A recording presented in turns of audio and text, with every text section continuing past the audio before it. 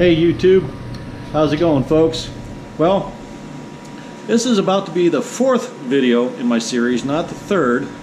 It's going to get labeled the third because the last one that I did, I kind of screwed up and I ended up deleting it from my channel.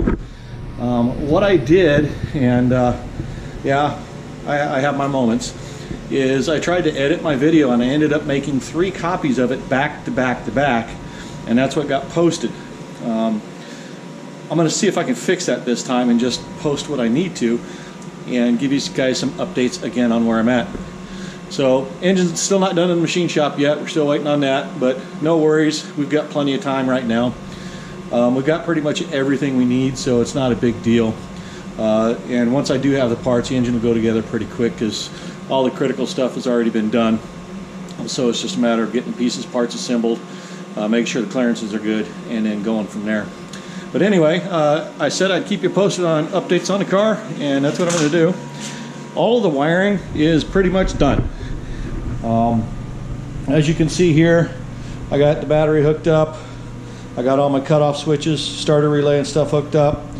I've got my main wiring board all done, and most of the stuff all secured. It didn't come out as neatly as I'd hoped, but it's not too bad. Got it all tested. Everything works exactly as it should. Got my airline routed for my shifter. Got that replaced as well. I got the wiring down this side of the car all secured where it goes underneath the seat. I haven't done anything from behind the seat yet because I need the engine in place to do that. So until I get that, that's going to have to wait. I did get my dashboard done and rewired. So I've got all my switches and stuff on there. Got everything labeled. You see I put my turbo boost switch on there like I said I was going to do. That grounds that wire for the MSD to increase its output. And I just thought it'd be kind of fun to have that on there because people are going to ask. I got my new steering wheel all wired in. I've got it labeled right now so I can remember what switches do what until I'm getting used to it. But everything's hooked up, everything's working, and we're good to go. On the other side of the car, I've got most of my wiring harness running down right now. As you can see, kind of messy still, don't have it all secured. There's still a couple of more things that I need to do as far as the wiring goes on the car and run a couple things, but I'm waiting on some pieces, parts for that.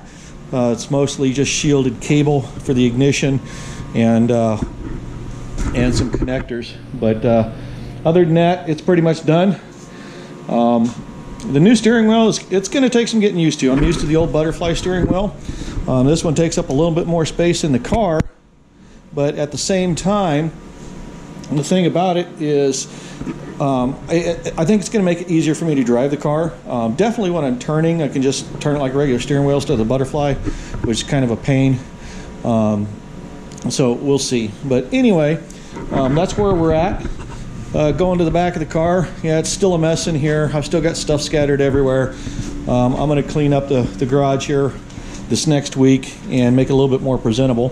One big thing is I did get my Shogun cooler sold, so I'm going to clean the frame rails and stuff back up here, put some touch-up paint on them, and I've got to get the transmission out so I can get it ready to go through.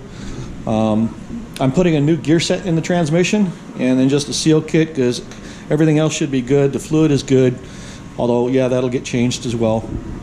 And I'm just going to clean it up so it looks a lot nicer and polish everything up back here that needs to be polished. So that's where we're at. The one big major thing I still got left to do is I got to pull the tires off and take the brake calipers off. We're going to rebuild them, put new seals and stuff in them, and then put them back on the car. And then I'm replacing the master cylinder as this one's leaking, and in the process of doing that I'm going to put a residual pressure valve on it to maintain a little bit of pressure in the brake lines so I don't have to pump the brakes all of the time to get brakes. I'll be able to have brakes with the first pedal application.